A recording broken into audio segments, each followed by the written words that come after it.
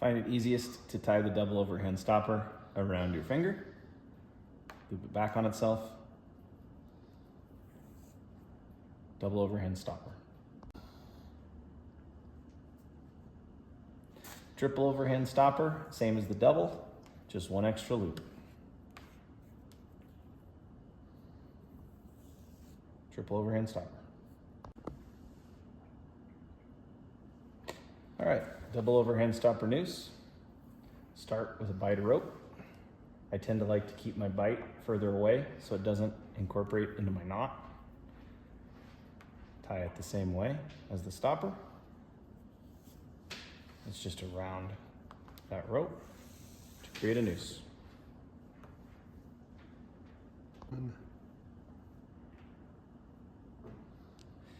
Triple overhand stopper noose. Start the same way as you do the double with a bight of rope. Again, keeping it away from the knot. Same deal. Just an extra wrap in the rope. Triple overhand stopper noose. All right, 2 ways to tie the butterfly. Kind of the most common fire service way. 2 wraps around your hand, 3rd over the top. Take this outside rope, tuck it in between, pull it tight. Second way, we'll see this later in the videos for the Y hang. Take and twist the rope twice, which creates a pocket. Pinch that pocket, reach between the legs, back through that hole. Second way to tie it. Figure 8 follow through. Start out with a figure 8 and follow it back through the knot.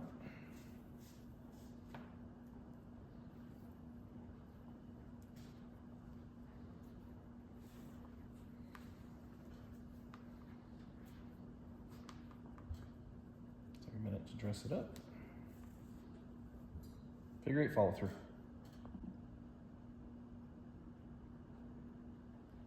Figure 8 on a bight. Start with a bight of rope.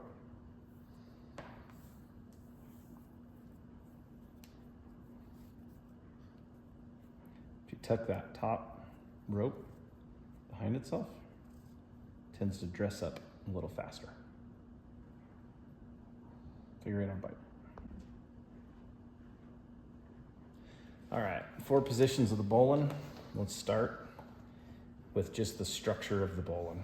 So I'm going to be tying my knot on the left side of the rope. So the whole concept of the bowline is to build your bump into the loop, and then you always roll that bump away from the load. So the extinguishers are load, so I'm rolling it away from the load, back on the rope to build my fence.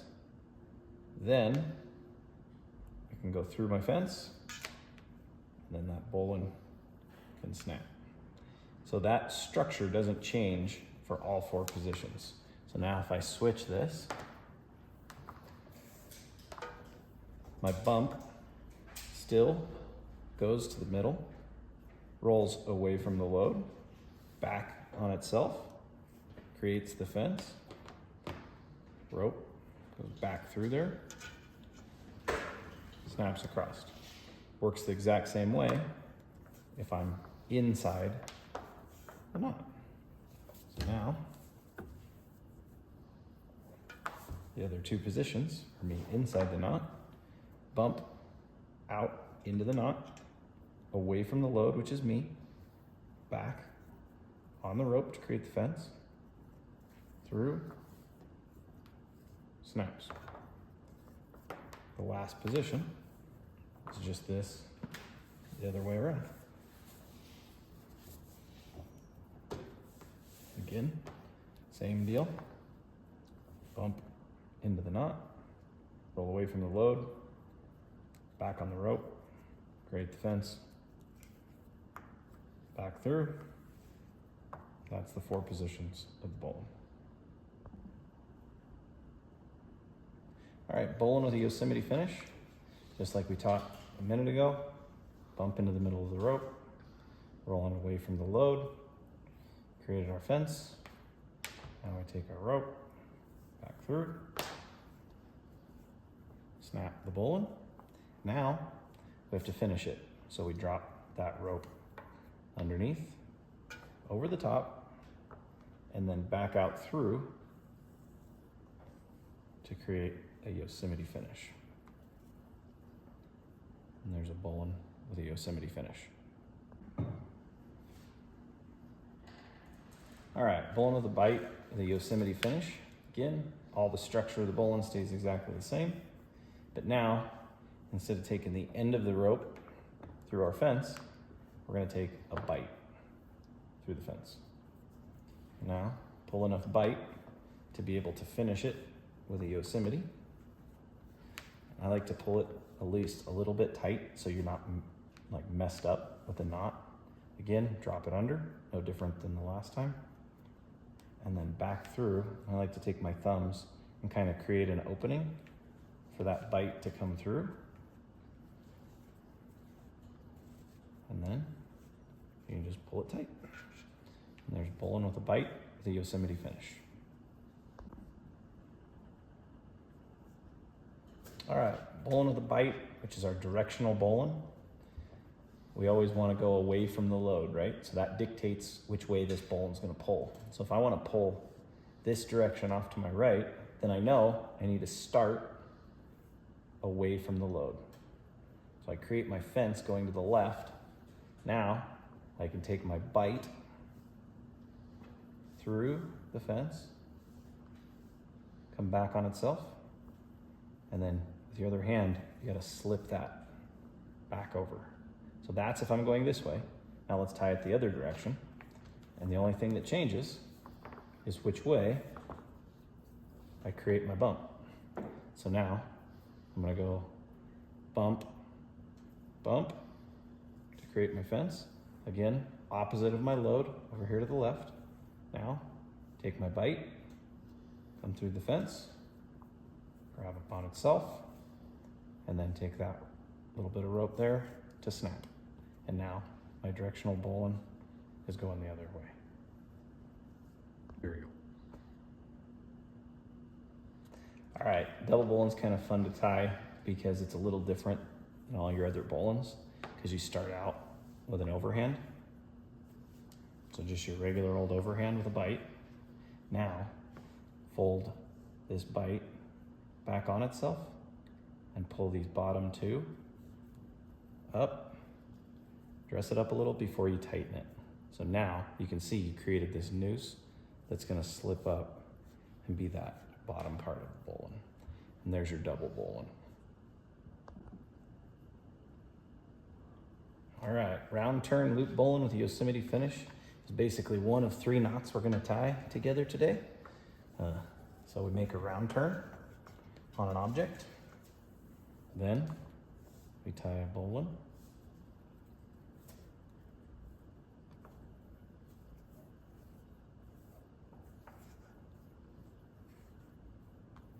With the Yosemite finish. Again, get your thumbs in there, create yourself some space. Now, round turn around the object, loop bowline, the Yosemite finish. All right, clove, hitch, loop bowline, the Yosemite finish, a bight. So let's start with a clove hitch. Around an object. So remember, we can check 2 halves, make a clove. We always want to put that clove to the back of our object so that as we're pulling this knot, we're tightening that hitch. Now, we make our bowline.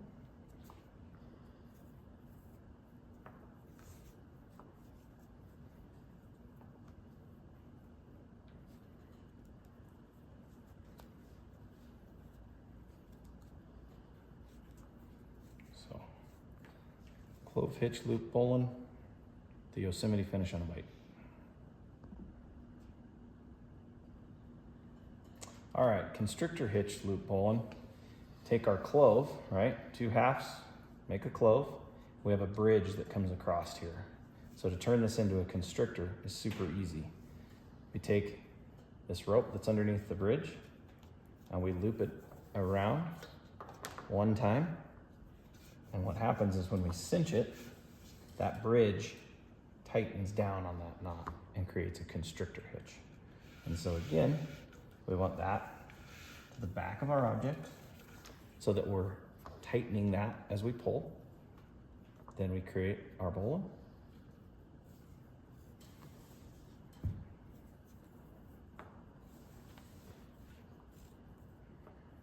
And then we finish it off with that Yosemite. And for the most part, we're tying these always with a bight because it gives us the versatility to actually pull against this load. So now we have a bight here to yank on. So there's a constrictor hitch loop bowline, the Yosemite finish on a bight. All right, we're gonna tie that Portuguese bowline with a Yosemite finish on a bight. We're gonna tie it 2 quick ways. So let's tie it the normal way we would always do it. Create that bump, roll it. Before we make our fence, we pull in the back of the rope, we make our fence, and then now we're able to take that bight and create it, or we'd finish it with a Yosemite, but we have this cross with this. So let's tie it another way to prevent that, and then we'll finish it with that Yosemite. So this time, we're gonna just go around 1 object first. We're gonna create that bump. We're gonna roll it. But now, before we create our fence, we're gonna drop the rope through.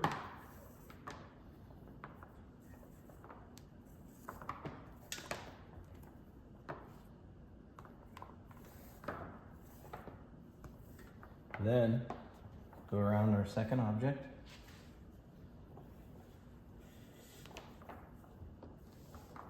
Now, we roll it and create the fence. Pull our bight through.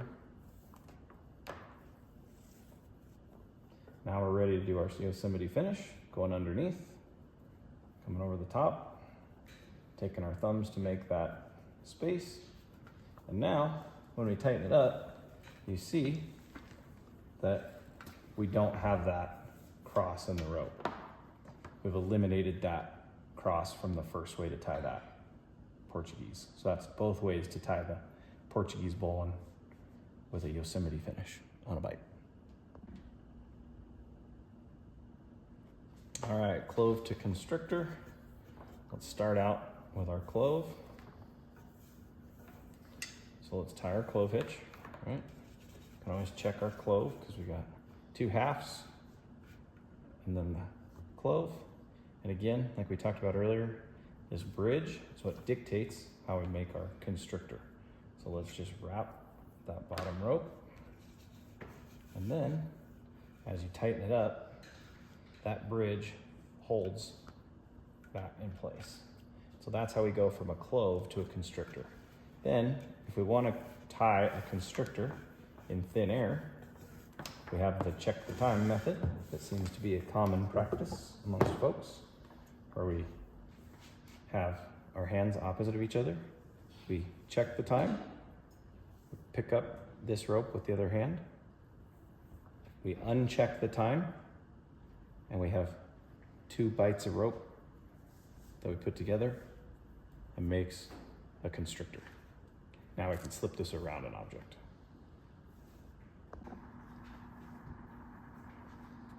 Double sheet bend bowline.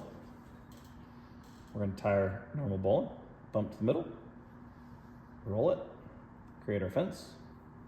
Now, take the end of our rope, go through, but we need to give ourselves enough tail to be able to tie our double sheet bend.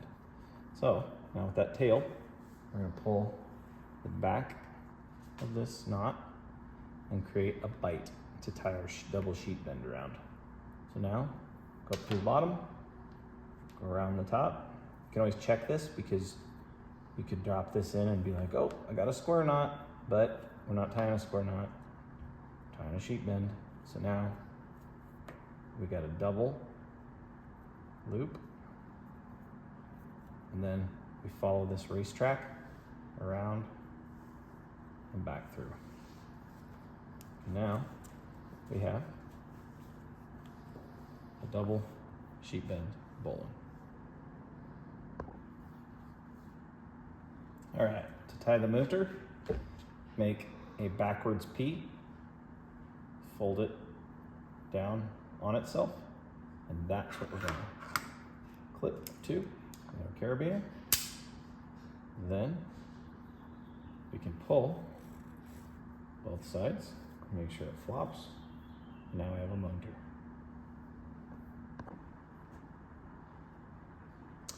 All right, so if we need more friction than the regular Munter, then we're going to tie a super Munter.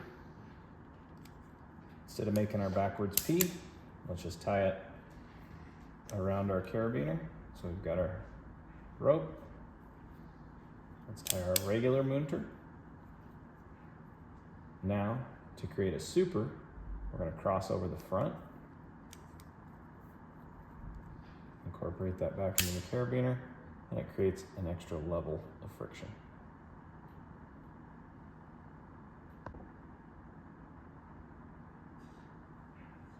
All right, tying the double sheet bend follow through, we're going to connect these two pieces of rope. So again, we talked about this with the double sheet bend bowline. We can always check ourselves because we would tie a square knot, but we're not tying a square knot, so we went a little too far. So we stop there. We wrap this twice. So once, back underneath, and through. So there's twice. Then we follow this racetrack back through the tunnel.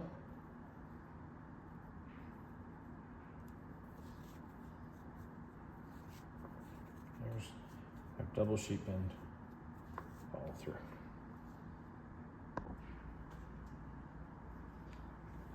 All right, we're going to tie a Blitz anchor. It's a great option for like large objects that we want to anchor around.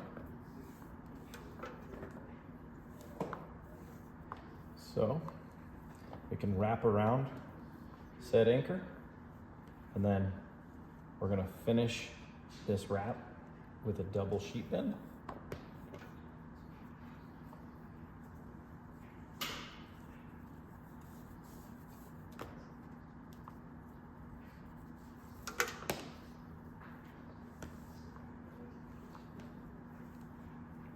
Follow that back through around the racetrack and through the tunnel. That finishes off one end of the rope, but now we still have a whole lot of rope left to use. So we could take and terminate here with figure 8 on a bight.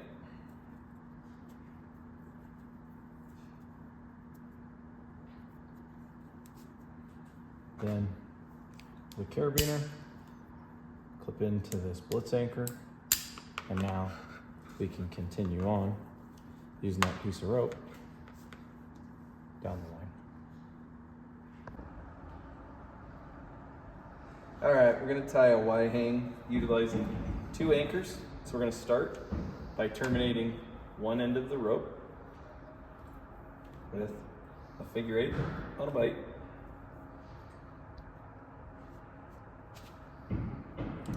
There's one anchor. Now we're going to tie a butterfly using that twisting method that we taught earlier. So we're going to make 2 twists, pinch right there, pull between our legs, and get to where we want our focal point to be.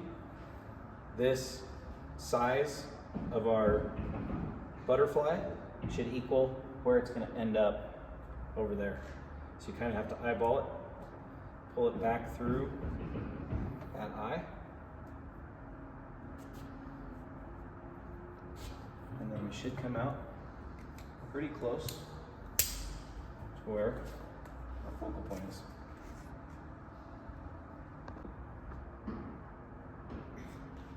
All right, we're gonna tie the Equalette. We're gonna use a 10-meter piece of rope. Basically, we're gonna tie a big prusik. So let's start with 2 double overhands. So there's 1.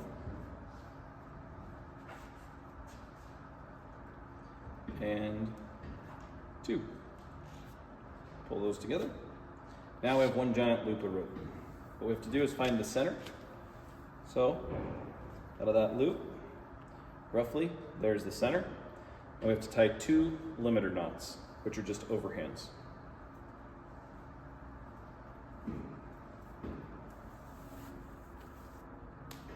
There's 1.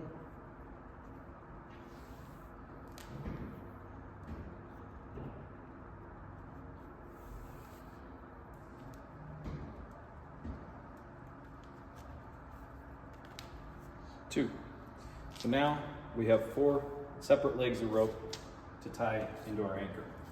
So if we want to pull roughly here, we just start adding anchors. And all we do is tie clove hitches so that they're easily adjustable so that we can equalize this load.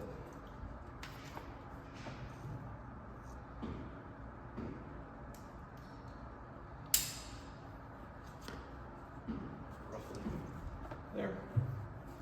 And then tie our third one.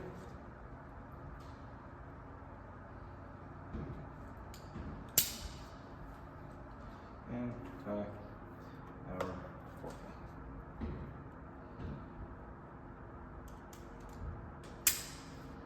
one. So now we pull on it, see where we land, and if we needed to adjust it, we could pull it in.